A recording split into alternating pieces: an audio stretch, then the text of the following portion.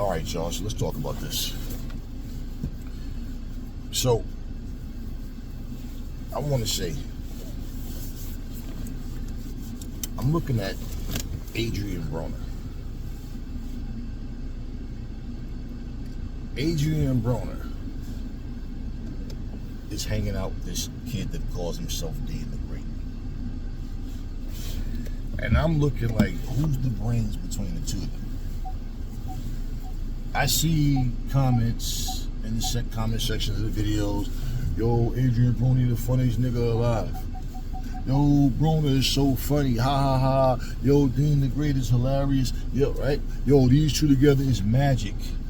Really? Magic? That's what it is? Okay. So, here's a 36-year-old man hanging out with somebody that he's 11 years older than.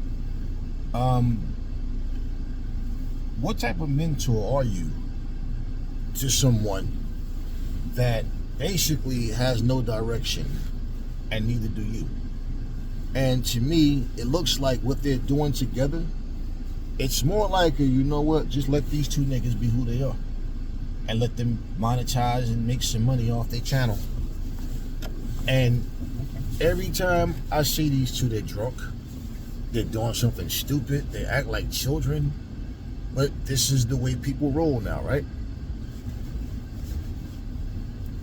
Here I see this situation with Deen and Adrien and this guy Rampage and Larry Wills all over again, where he's like, man, you don't even have anything to do with that situation. But once again, here they come with the disrespect and trying to trying to get people into these staged videos. I don't believe that this crap is real at all. I believe this is all staged. And they're always, let's just be real, okay? First off, anything that's supposed to be some type of reality show is staged. It's not real at all. But two, I don't care how real they try to pretend to make it look, they're always positioned, standing in the right spot. Like, you know somebody, all right, you stand there, so the camera can get all of y'all in the shot, and it makes it easier, so we have to edit less and all. You can clearly see what's going on. But look at the content, the material that they give. I just shook my head, man, and I was like, ah. So this is what Adrien Broner chooses to do. Okay, cool. That's his life. You guys remember when I said like 2-3 years ago, Adrien Broner, when I told you he was done, but people were still crossing their fingers hoping he wasn't. Nah, I think he's still, okay, cool. And y'all see how that went, right? Then I said Adrien Broner has a profile enough to where people will follow his channel if he could do something like what Andre Ward is doing. If he do, no, that's the thing. He can't. It's not in him. He showed up on Cameron and Mason's show drunk as hell, and when he got booted off the show, people was, yo man, that's fucked up what Cameron did. Yo man, this dude is showing up for an interview, pissy drunk. Look, this is what these grown ass men, this is what they choose to do with their lives, right? They can't focus on what's real. Adrien Broner, ever since he got beat by Marcos Maidana, right? Every so many years, he says the same thing. Yo, I'm about to get serious. Yo, get back into this boxing shit. Yo, man, fuck everything else. He says this shit every so many years. And he's probably drunk as hell when he says it. And don't even remember that he says it. And y'all go in the comment section, yo, that's what's up, champ. Yo, man, we rooting for you. Yo, we know you still got it in you, blah, blah, blah. Because his fans is just as delusional as he is. You know, this guy calls himself Deen the Great. Great at what? At what? Getting drunk? This is all these guys do. You're supposed to be athletes, right? You're supposed to be fighters. And you guys just drink and drink and drink. You know what I notice about people who hang out with people that's considerably younger than them? They hang out with these people because the people their age don't take them serious. And they burn so many bridges that it's just like they hang out with people that they feel like they got something in common with, somebody that's on their maturity level. That's what this is. Y'all made a big deal about Papoose and Clarissa Shields dating because of their age difference. But you got these two grown-ass men 11 years apart, and none of you is saying a damn thing about that, which I really don't personally care. But it shows you what I said. It's not just the 15 and 16-year-olds. It's not the 18-year-olds. It's these grown-ass men, these grown-ass women that carry themselves this way. So making a complete buffoon out of yourself, this is the material that you're going to use to be on some type of show. Come on, man. And this is what you get paid to do. Show up drunk and act a fool. Just let the cameras roll. Whatever's going to happen, just let it happen. I mean, and it's like there's always some drama.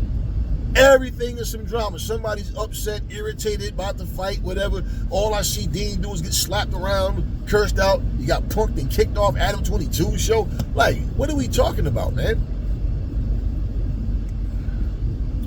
Anyways, these are the types of people that y'all sit up and have pity for, make excuses for, but you don't look at the simple fact that these are grown-ass men that have made their decision that this is how they want to live. In fact, if you met them in person and said to them, like, man, look, we rooting for you, man. Y'all probably should cut back on the drinking, though, because, like, really, as an athlete, it doesn't go hand in hand. We want to see y'all win. They probably want to argue with you. They probably feel some type of way. Nigga, who the fuck are you? It's my life, nigga, motherfucker, whatever. They probably feel some type of way.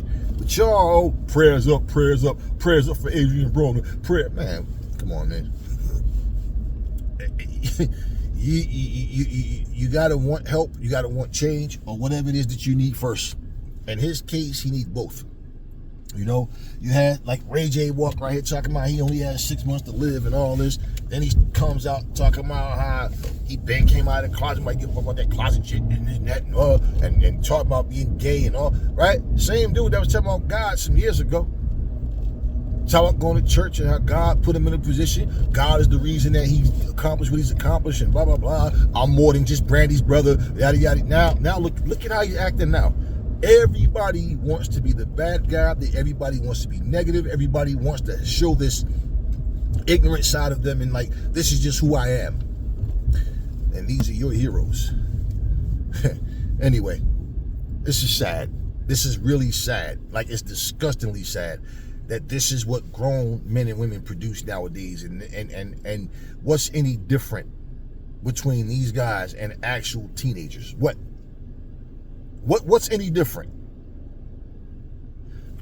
If any one of you that's ha, Adrian's so funny, if y'all had an argument with him, the first thing y'all do is call him a clown ass nigga, a drunk, everything about him that y'all make excuses about, you use it against him. Because anybody with half a brain knows, man, that this is like this is and this is what racist America wants. Yeah, a bunch of ignorant niggas that don't know how to do anything but just be ignorant. As long as you making money, right? That's all that matters. That's black people's motto, right? As long as you making money, don't matter what you doing. Yeah, ain't nobody else paying your bills. Okay. Right, and this is why when these so-called OGs talk about how it's not an artist's responsibility to give a positive message, it's not, it's always, it's if you choose to, right? You should be able to talk about what you want. Think about this, right? Where's the diversity in hip-hop music? Where's the diversity at? Because all I hear is bitch-ass niggas, my niggas that kill your niggas. This bitch is a thought. No good bitch, no good nigga. Eat me out. My box is so hot. But man, y'all don't even sound sexy. Y'all voices sound annoying as hell. Little raspy voice bitches sounding like you just sound you gotta take a shit. You don't even sound clean. The shit y'all say don't even sound seductive. My pussy's so good, and yeah, daddy hit it from the back, daddy put my head, spit me, call me a bitch back. Like, man, but y'all, that shit don't even sound seductive. It don't sound sexy. It don't sound inviting. It just is bullshit. And this is all you hear. And why is it that that's the route that people choose to go? From the artists to these label owners, everybody, so-called artist development, why is that the direction they choose to go? Because nobody cares. They don't care about a positive message. Oh, if we rap positive, we probably won't make no money. Right? Nobody wants to be that one to go out there and do it first. And I feel like even if that was to change, it'd be a bunch of fake ass people that's just going with where the money is. But you know, when I sit back and listen to these things, when I see the things I see, it's like it's just inevitable. But white people be, yeah, I know everybody makes stupid ass videos. Once again, stick to the goddamn subject matter. We talk about that when we talk about that. Here we go with this. And my thing is, why we gotta always try to compete and outdo people when it comes to ignorant shit? Because there's a whole lot of other people that have a lot of positive shit going on that nobody pays attention to. The problem, and one of the biggest problems with black people, is every time we do anything, every time we want to do anything, we always got to involve some imaginary God. And when things are looking good for us, thank God, thank God, thank God. But when you start going through your tough times, where's your connection with God now? Now your connection is with a bottle of alcohol. And what is it doing for you? So tell me you look down and see God in at the bottom of that fucking bottle. Because that's what it comes down to. I say politically correct things when I'm in front of the camera. Not even anymore. But even with that bullshit, well, your God never has enough power, enough interest to do anything to help change you. Yeah, all these prayers that y'all do, all this going to church, all the right, but you were drunk. Hey man, Moses was a murderer. Noah was a drunk, and God showed fate. Y'all, yeah, the same lame ass excuses, the same lame arguments, man. I tell y'all what though, if you don't understand grown up talk, that's cool.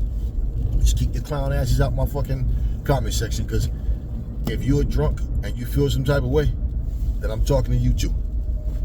Real simple. Once you've have been in a position to make some money, to change your life for the better, to help change the life of people that you love, and you choose to make everything about you and silly shit, running around here still going broke, going to strip clubs. Every time you turn around, this guy talking about he broke, he ain't got no money, but then every time he tells some story, you hear something about him in some strip club.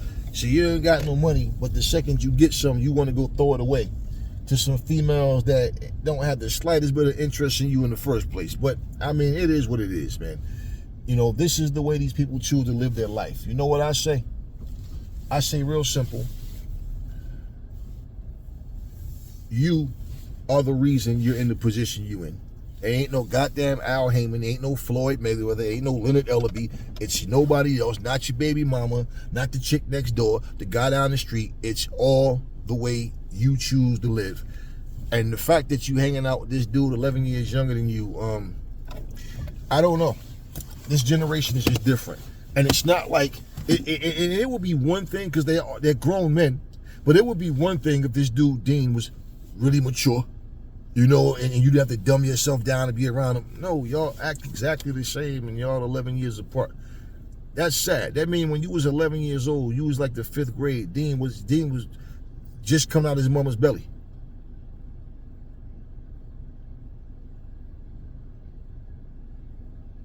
When you was a grown man, when you was 21, this dude was a kid. You was 21 years old. This dude was a kid. And you're hanging with him. And look at what y'all producing in front of these cameras. Man, you know what? Black people is just make money at all costs. Don't matter. Let's bury each other. Let's hey, Kevin Hart and Cat Williams finally squashed their little bullshit, stupid beef. It was over nothing anyway. All this nonsense is never over anything that's worth a damn. It's always something completely silly, just a waste of everybody's time. But it makes stories. So they openly, at least for now, squash their beef. Notice how you don't see people talking about that all over the place. But I guarantee you, if it would have been a situation where one of them would have said something negative about the other, everybody would be talking about it. Nah, we don't want to talk about them squashing their beef. We don't want to talk about, something positive coming out of this negative situation. Well, let's just keep the beef going. Because without beef, we don't have nothing to talk about, because that's how y'all channels are designed. That's how your mindsets, that's how your minds are set. Anyways, that's all I got for you guys. Catch you guys on the next video.